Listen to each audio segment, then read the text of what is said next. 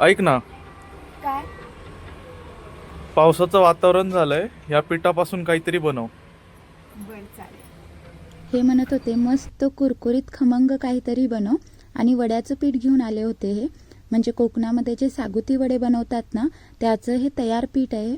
याची रेसिपी मी ऑलरेडी चॅनलवरती दिली, तुम्ही नक्की चेक करा. डिस्क्रिप्शनमध्ये मी लिंक देईन. या पिठामध्ये ऑलरेडी बऱ्याच डाळी आणि खडे मसाले असतात, त्यामुळे मी बाकी काही जास्तीचं ॲड करत नाही आहे. काही बेसिक मसाले ज्याने याची चव आहे ना ती आणि वाढते. तर त्याच्यामध्ये चवीनुसार मीठ घातलं आहे, ओवा आहे तो हातावरती क्रश करून घातला आहे, पांढरे तीळ घातलेत आणि चवीनुसार लाल तिखट जे मिक्स केलेलं असतं ना घरचं ते घातलं आहे, आणि बारीक चिरून कढीपत्ता आणि बारीक चिरून खूप सारी कोथिंबीर. याने चव खूप छान येते. आता ह्या सगळ्या गोष्टींना छान मिक्स करून घ्यायचं आहे आणि जरा जरा पाणी घालून याला घट्ट मळून घ्यायचं आहे. अगदी घट्ट असं म्हणते मी. जर पातळ मळलं ना तर तेलकट होतात हे वडे आणि छान असे फुगलेही जात नाहीत. त्यामुळे पीठ आहे ते मस्त घट्ट असं मळून घ्यायचं, कारण आपण 5-6 मिनिटाची रेस्ट देतो ना तेव्हा ते अजून सैल होतं. त्यामुळे मस्त असं घट्ट मळून घेतलं. जर तुम्हाला हवं ना तर लाल तिखटाऐवजी तुम्ही मिरची लसूणची पेस्ट असते ना, ठेचा असतो तो घातलात तरी चालेल. फक्त त्याच्यामध्ये मग हळद घाला, म्हणजे कलर खूप छान येतो वड्याला. आता बघू शकता मस्त घट्ट असं हे पीठ मळून ठेवलंय मी. आता याला झाकून आपल्याला 5 ते 6 मिनिटं ठेवायचे. तोपर्यंत आपण तेल आहे ते तापत ठेवूया. तेल आहे ते कढईत बऱ्यापैकी घ्यायचं, म्हणजे वडे तळायला सोपं होऊन जातं, म्हणजे पटकन ते फुलतात. तेल एका साईडला मी गरम करत ठेवलंय आणि इकडे आपली 5 ते 6 मिनिटं झाली होती. खूप जास्तही रेस्ट द्यायची नाही, तर खूप सेलसर होतं ते. आता याचे गोळे करून घेऊया. ज्या साईजचे तुम्हाला वडे हवेत ना त्या साईजमध्ये तुम्ही याचे गोळे करून घेऊ शकता. मी ते मोठे पेढे असतात ना त्या आकाराने याचे गोळे करून घेतलेत. याने मीडियम आकाराचे वडे मस्त तयार होतात एकसारखे.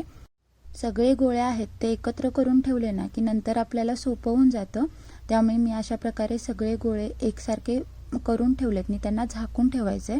जर ओपन असंच ठेवलं ना तर त्यांना तडे जातात आणि नीट थापलेही जात नाहीत आणि ते नीट फुगतही नाहीत. त्यामुळे त्यांना झाकून ठेवणं खूप गरजेचं आहे. सगळे गोळे करून झाले होते, तर आता आपण वडे आहेत ते थापायची तयारी करूया. वडे थापायची जी मशीन असते ना ती माझ्याकडे आहे, पण याच्या आधी मी वड्यांची पुऱ्यांची बरेच असे व्हिडिओ टाकले होते ना, त्याच्यामध्ये कमेंट आली होती जर मशीन नसेल ना तर आपण वडे कसे थापायचे. तर त्याचीच एक ट्रिक तुमच्यासोबत मी शेअर करते. कोणतीही एक क्लीन अशी पॉलिथिन घ्यायची आणि त्याच्या कडा आहेत त्या आपल्याला कापून पूर्ण अशी चौकोनी सुट्टी करून घ्यायची. ही पॉलिथिन काहीशी अशा प्रकारे बघू शकता. आता आपल्याला कोणत्याही प्लेन सरफेसवरती याला ठेवायचं आहे. हाताला व्यवस्थित तेल लावून घ्यायचं, गोळा छान पुन्हा मळून घ्यायचा हातावरती आणि पॉलिथिन आहे ना त्याला सुद्धा खाली व्यवस्थित तेल आहे ते लावून घ्यायचं आहे. आता बरोबर मध्यभागी गोळा ठेवून वरून जी अर्धी पॉलिथिन आहे ती व्यवस्थित न सुरकुतता मांडून घ्यायची आणि कोणत्याही प्लेन सरफेसची जी ताटली असते ना ती वरून छान अशी प्रेस करायची. बघू शकता अगदी मस्त आपला हा वडा बनून तयार झालेला आहे. अगदी सगळ्या बाजूनी एकसारखा थापला जातो, म्हणजे सेम प्रेस मशीनचंच काम करते ही ट्रिक. मी तुम्हाला जवळून दाखवते.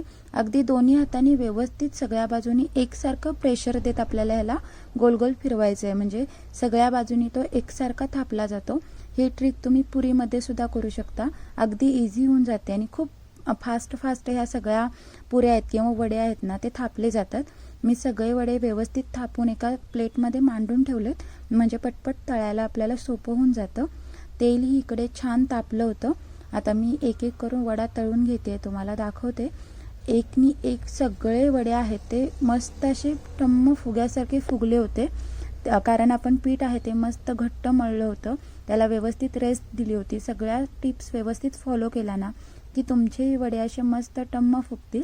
तेल मात्र मस्त गरम पाहिजे. जर तेलाचं टेम्परेचर जरा जरी कमी असेल ना तरीसुद्धा वडे फुगत नाहीत.